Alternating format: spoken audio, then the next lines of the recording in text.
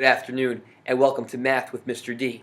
Before we begin our lesson on multiplying mixed numbers, I want to say to all the fifth graders out there, tomorrow we are taking your individual pictures for the yearbook, so please make sure you come to school dressed in your prettiest or most handsome outfit and ready for that camera. All right, that's tomorrow at 12:45, so we'll get that message out there through this math video lesson, I guess. All right, multiplying mixed numbers. Let's take a look at our first problem. I have 1/4 times 3 3/5.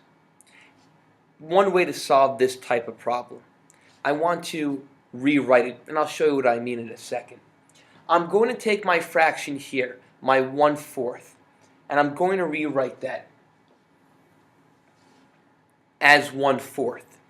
And I say rewrite it because we have to take our mixed number 3 3/5 and we have to make that into an improper fraction.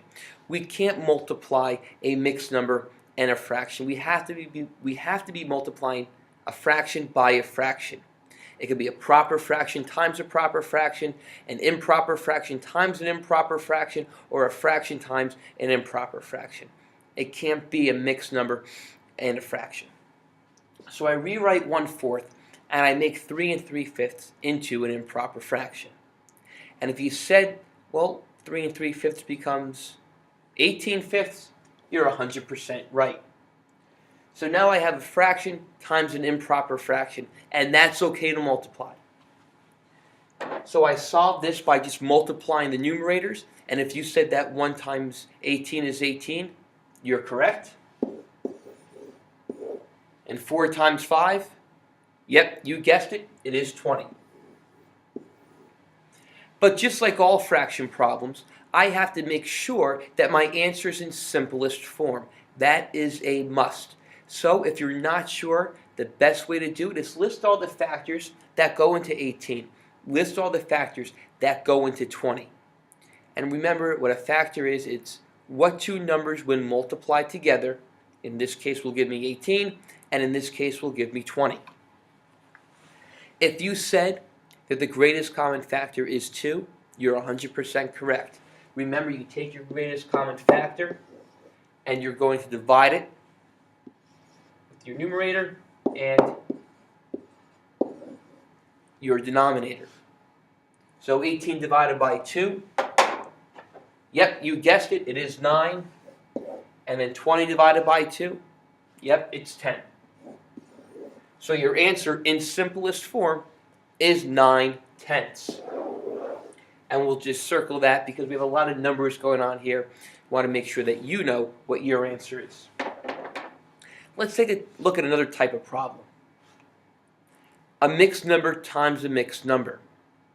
If you remember from a couple of minutes ago, we can't do a mixed number times a mixed number. We have to change these into, yep, improper fractions. 1 1/2 becomes, yes, it most certainly does become 3/2 or 3 seconds. 3 1/4, yep, that becomes 13/4.